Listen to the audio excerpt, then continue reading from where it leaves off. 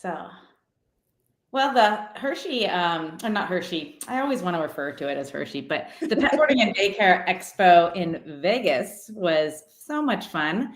I had Yeah. Bruce Miller with me as Love my partner Bruce. in crime. Oh Love my him. God. I texted him today that I missed him already. That's awesome. We had so much fun together. Yeah. So Was it busy? Busy show? it was a busy show. Good. The first day was pretty busy.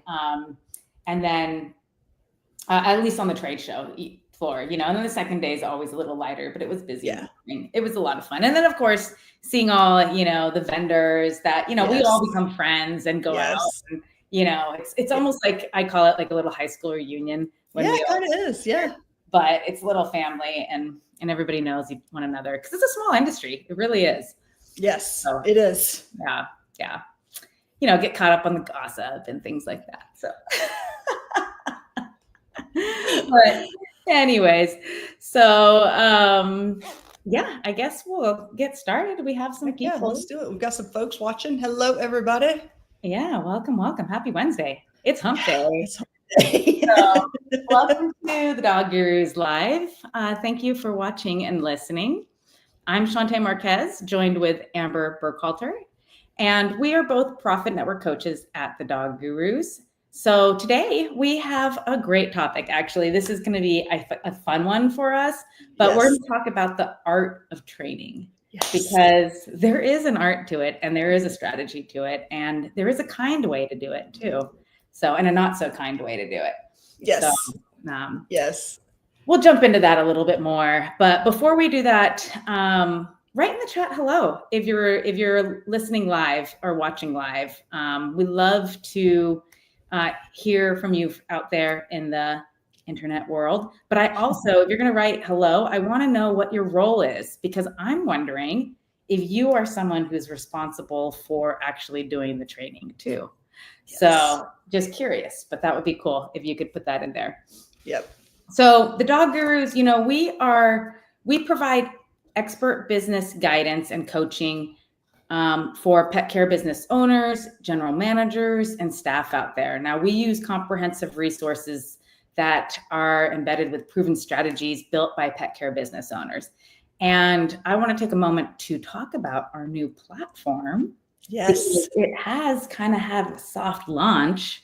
Yes. And we have debuted it. We debuted it last week at the Pet Boarding and Daycare Expo, but the learning management system is one of a kind.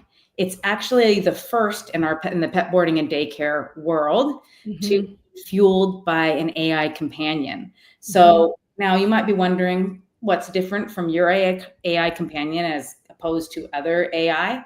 Well, ours has been fueled by the Dog Gurus Knowledge Vault, and it's curated with the Dog Gurus value system, meaning that if your staff member is on our platform and they ask the AI companion about how to handle, let's say, a particular dog handling question, or maybe barking or something like that, it's going to provide feedback and content with positive reinforcement dog handling skills. So you can be assured that the AI is never going to teach any type of aversive techniques or anything like that. But, if you know about us, we're really big on high quality and safety. So that is what our AI companion is fueled with. And of course, our knowledge vault is pretty expensive. So if you don't get a chance to look in our usually people are like, whoa, there's so much content in there. So just know it's really cool. If you actually want a demo of it,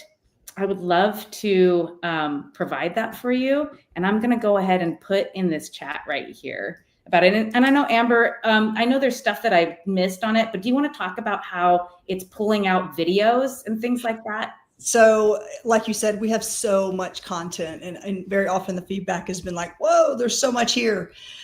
This new software platform allows you to enter in, what do I do about a nervous dog, let's say, and it will curate the response and pull it up, give you insights and feedback that are based on years and years of experience with the pet or the Dog Gurus. And then it will pull up videos and documents that will be assets that you can go to and look at them. So if I click on the video is going to pull up and it's going to go inside the video to that part that I need to see. So it is fast, it is effective. You get the answers that you need right on the spot, and it learns. So as you use it, it learns about you and about your business and grows that way, which is fascinating to see. It's amazing. I have been blown away. It's so simple that the first time I got on the platform and started using it, I thought I had made a mistake because it was too easy. I was like, this can't be right. Like I've missed a step. But no, if you can make time to get with Shantae and demo it, highly recommend. If I still have my facility, I would have already bought it. Done. Yeah. And you can purchase it now. You can get on. It's just not really showcased on our website because we're in our soft launch at the moment. So we have given it to our members out there. And, but if you definitely want to demo it and check it out and you want to sign up early to get that early sneak preview, there is some perks involved with that. Yeah. You can certainly do that. Yes. Absolutely. All right. Let's move on. Let's go ahead and talk about the topic at hand and the art of training. So, Amber, I'm going to let you kick off because I know that you wanted to talk about the different learning styles. Yeah. So I think most people know that I started out as a dog trainer. So training and how do you teach new skills is my wheelhouse. And training, I'm not exaggerating to say well over 10,000 dogs in 25 plus years, plus their owners. So teaching a species and then teaching another species to communicate with the species that they don't have the same language. I learned a lot about teaching people and how to teach people. And there's three main ways. There are a couple of outliers, and we'll talk about that as well. But, there's three main ways that people learn, and they are visual, auditory, and kinesthetic. What kind of learner are you, Shantae? I'm definitely a visual learner and hands-on. Yeah, me too. I think most people are. There are other types of learning that can take place as well that I don't want to leave out, but visual is obvious. So you see it and you could learn that way. Auditory is you hear it and you learn that way. And last, hands-on or kinesthetic is when you do it by hand. For me, I need to see somebody do it and then I need to do it. That's where the real learning happens for me. There's actually some really cool research out there now about what's called social learning as well, which means you learn it as a group. You can watch other people do it. You're acting, going through the skill with other people. So you're learning in a social group. And then finally, latent learning, which is a topic that we have talked about in dog training for many years, which is learning that actually takes place with no action from the learner. So an example would be if you have an employee that you're onboarding and over a couple of weeks, they're training at the front desk and they watch a manager do several returns. And then one day someone walks in and the manager's on the phone, they're able to do the return. That's called latent learning, where they just watched it happen and their brain processed it over time, and then they can do the action. And it happens usually during downtimes, which is fascinating. So, but those are my highlights about how to teach and how people learn. Yeah. Definitely, one of the things that I'd always do when I'd have somebody new I'd be training them. I'd always ask them, how do you learn best? I think that's a really good practice. Just simply asking them, they're like, oh, thank you. I appreciate you taking that into account, Yeah. But I think it's important for us to know. Most people do say it's the auditory and kinesthetic. I think that is 99% of people or something like that, 90% of people. But yeah, very cool. So let's talk about micro-learning strategy. So I want to explain micro-learning, and that's something at the Dog Gurus we really believe in strongly, and that's in fact how we've set up a lot of our staff training systems. But micro-learning is short, focused training sessions. So it's 5 to 10 minutes of learning a skill or learning how to do something or learning a concept, and then going about your day. But it's short, small segments of learning that you can build upon each day.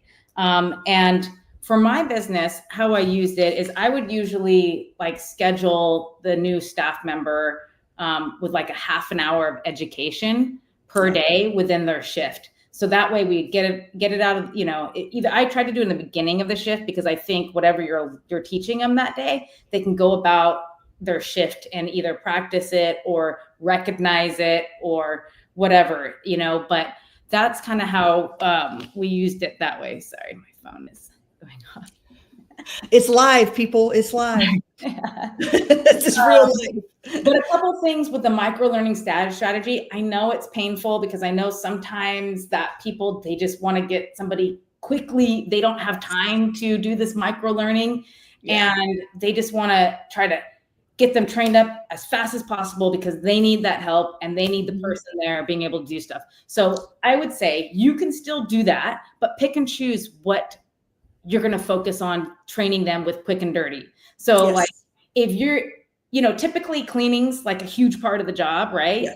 So if it's a new person, well, get them efficient with some of those big cleaning chores that they need to do. And maybe that's what they're going to be able to be proficient at for the first couple of weeks while you have your training, micro-learning training strategy laid out. And then once they have, because that's a huge help when you can have somebody there's never a lack of cleaning to be had if you have. Exactly. And be upfront up to that new staff member, like, hey, your first 30 days is primarily going to be cleaning because we are teaching you all these other skills. And ultimately we care about you and we care about your safety and we don't want you to get hurt. So this is kind of the plan. Are you okay with that?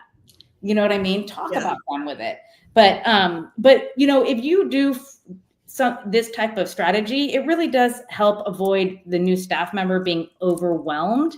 It will definitely increase the retention of what you're trying to teach them and they will absorb it. So some of that micromanaging will go away. Some of that repetitive,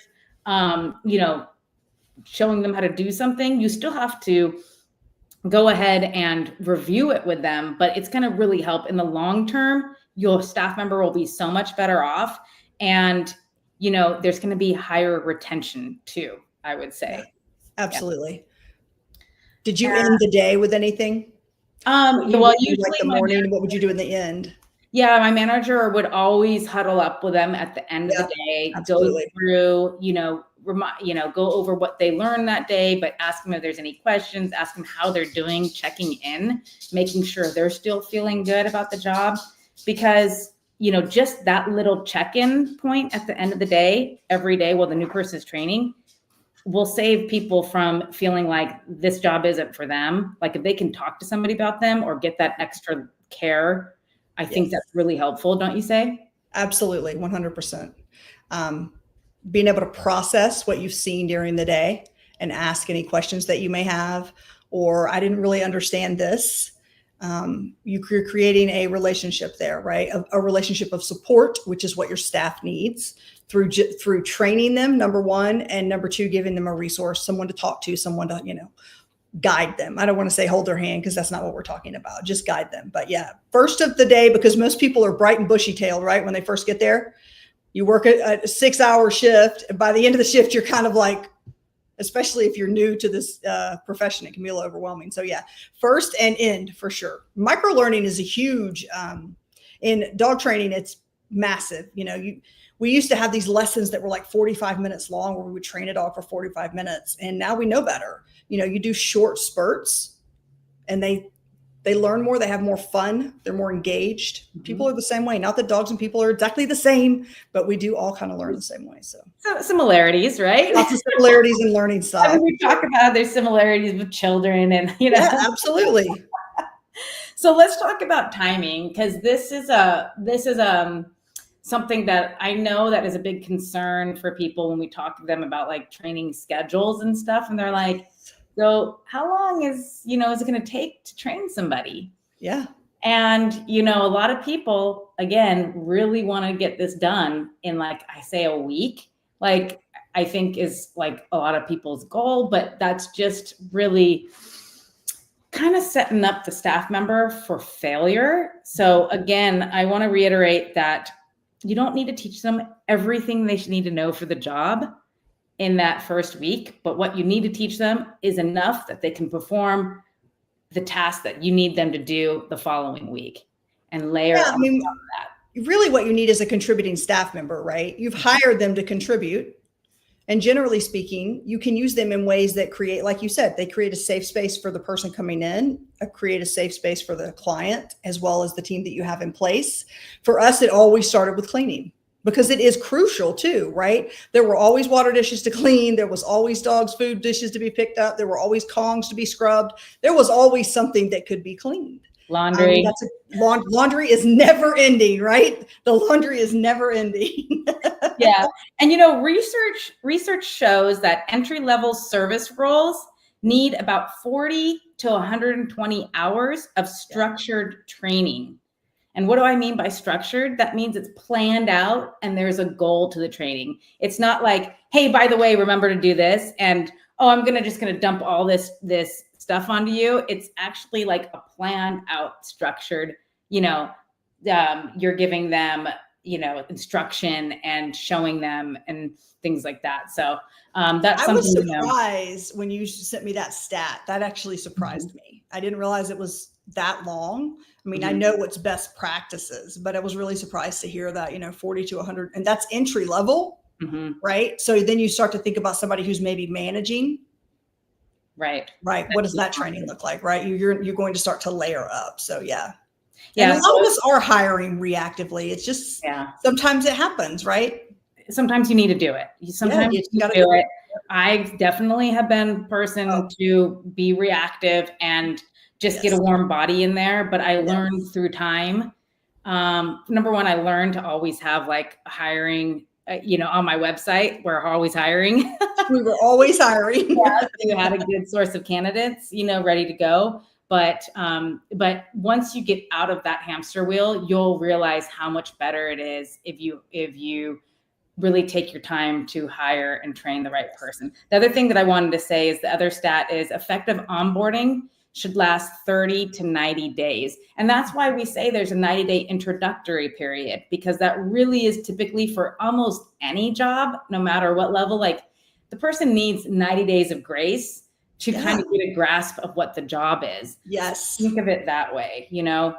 It should be short sessions. These trainings should be short sessions, spaced out and repeated often too. But 90 days really is kind of, what most onboarding and training should be. Yeah. And when you start talking about repeated often, you want to repeat it in different ways, right? So we talked about how people learn. You want to put the same information in front of them in different ways. So maybe they watch a video and listen, and then they take that video and they go and they do hands-on with their trainer that day on the same topic, right? So making sure you're presenting the information in different ways and different times of day. But Shante you had a great point of, look, when you hire somebody, ask them how they learn. How do they take information in the best? It's good information to have for sure. And that's how, I keep mentioning Pet Guru College, that staff training system, but that's how we've designed it to be. Yeah. You learn, you watch the videos, you learn the content, you go and practice it and demonstrate it with your manager. And then you go throughout your day and you watch and observe and you notice it, So that's really cool. So I want to know, we have some people listening out there. So if you guys are open to sharing with us, how long is your training process right now? I'm just curious to know. I'd love to see what's going on out there. While we're waiting for those answers to come in, I want to talk about the art of giving directions. Oh, are you going to play it or are you going to play it? I'm so excited. Yeah, I'm going to play it. So first, and if you've watched enough of these videos, I probably mentioned this a few times, but if you know what the peanut butter and jelly experiment is, I actually did this on my staff with my staff. It was at a time when we had a big shift of new staff members changeover. Yeah. And I wanted them the seasoned staff to really be compassionate with the new staff. And so I did this experiment for them, and I'm going to play the video for you, and I'll only play about 2 minutes. So bear with it, but the video is much longer. You can look on. Step 1. Get 2 pieces of bread out. Got him. This dad is teaching his kid a very valuable lesson, but the way that he does it is hilarious. Take a look at this funny video. No, Dad, with the peanut butter. I'm just doing what it says. It says take 1 piece of bread, spread it around with the butter knife. Hold on. Get some jelly, rub it on the other half of the bread. No, Dad, open the jelly. Well, it doesn't say to do that. Put the breads together on top of each other. Take a big bite.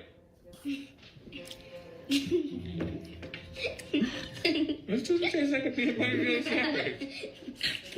Sorry, I had to make it extremely specific. Oh, good. I'm starving. Take 2 pieces of white bread out of the bag. Take the lid off the jar of peanut butter. Get a butter knife and stick it inside of the peanut butter jar. With the knife, scoop a bit of peanut butter out of the... That means like a lot. A bit means a lot? In my world. There we go. You're doing better than before, though. Open the jelly jar. Squeeze it onto the other piece of bread. No. Done. Closer. Bread. Get some peanut butter. Take the peanut butter knife. Open the peanut butter. Put the knife in the PB. Get some jelly. Open the jelly. No. Squirt the jelly onto the bread. You're supposed to... Take the butter knife with the peanut butter on it. Wipe it all over the piece of bread that's blank. Take the butter knife, rub the jelly all over the piece of bread. Oh, he's doing better. Better. That's all over. All right. Well, we get the point of that. Yes. Basically, these kids, he had the kids rewrite the directions over and over again. But the point is that it's giving directions is actually not that easy because people interpret it in all different ways. Yes. And when I did this with my staff, I got them paired up in 2s, and we had a big table and everybody goes around. We had all of our supplies and we had everybody write it out. And then we had their partner had to follow exact. And like, I'll tell you, nobody made a great peanut butter and jelly sandwich. They had a lot of fun with it. And, it was not only like a team building exercise, but afterwards they just kind of understood, teaching and learning is hard. And, we all learn in different ways. And it's not always the person that's learning's fault that they're not catching on, that it could be, maybe your instructions aren't as clear as you thought that they were. And so, when we instruct people to make SOPs, it's really important that you break down the steps very clearly and concisely. And if your SOPs are written well enough, you should be able to have anybody from any department jump into that role, follow them, and be able to, put out the task correctly and to your standards if it's written well. Yep, absolutely. They should be able to execute based on what they're reading. Yeah. Fully. Yeah. Yeah. Yeah. But if you want to, I do have like the little instructions. So if you want to do this with your staff, you could do something instead of like peanut butter and jelly sandwich. You could do something like, write out the instructions on how to put a harness on a dog, and they could practice it that way. That was really fun. But I'll go ahead and put the link to the instructions here. The one thing that I do remember, and I still struggle with today. Uh-oh, I think we lost her. So hopefully she'll come back to us and then we can hear what else she was saying. Let me go ahead and just, hopefully she'll come back to us. But I'm going to go ahead and put the link in here, PB&J experiment, and you guys can have fun and do it with your staff if you'd like. But it was a lot of fun. Everybody had a good time with it. Yeah, we'll see if she comes back to us. But what I hope is that, maybe you've taken one thing that we've talked about in the past, 25 minutes, and you can implement it and, implement it to your training system and help improve it. And maybe that would help improve the results of what the staff is learning and how quickly they're learning and whether they're retaining what they're learning. That's really the goal with what we want to have with you. Because, the thing is that you don't need a perfect system. You just need a system that's repeatable. And that's really the core of it. Whenever you're doing your training systems or your standard operating procedures, you just want to make sure that it's clear enough and it's organized enough and it's documented that it's a repeatable system. So you can pretty much have like almost like a training Bible that you can really just hand over to your staff or to your managers, and they can go through it with that new staff member, and everybody is trained, exactly the same way, getting that same information and getting all the really important information that you want them to learn. So if you're interested in, number one, seeing the demo of our new product and seeing a demo of Pet Guru College, I'm so happy. I would be more than thrilled to go and do a demo with you. I will also go ahead and put a link here for Pet Guru College if you want to learn about that more. And I forgot to even mention with Pet Guru College is that we have a new learning role in that course. It's called the Canine Cosmetologist role. So we added, with Pet Guru College, we have 5 different roles, but now we have 6. So it's the client care counselor, the receptionist role. We have the daycare counselor. We have the enrichment counselors. So your staff will learn how to do all those enrichment activities. We have the lodging counselor, the seasonal pet care counselor for that, holiday hire. And now we have the canine cosmetologist role, which is taught by the one and only Samantha Peda, but she is our enrichment stylist. She's the enrichment groomer out there in the industry, and she's a wonderful coach of ours, but she created all the content, and it's very well grounded in safety. But it does teach your staff member how to bathe and brush the dogs out there, and some light grooming techniques. No scissor work, but it is a fantastic course, and we are so proud of it and so happy. So if you're interested in checking it out, please go ahead, book a call with me, and I'm happy to show you. And I'll go ahead and put the Pet Guru College link as well. All right. So I'll go ahead and wrap it up. I see Amber is texting me, so maybe she can't get back into the room. So everybody have a wonderful day, and take care. And I forgot to say one other thing. If you haven't joined our Facebook group, Grow Your Pet Care Business, please do. I'll go ahead and put the link in as well. We'll do that. We just have 2 rules for that group, and that is be nice and no selling. We just want to have it be a form of support and get advice and learn from others. All right, everybody, have a wonderful day, and thank you for joining. Bye.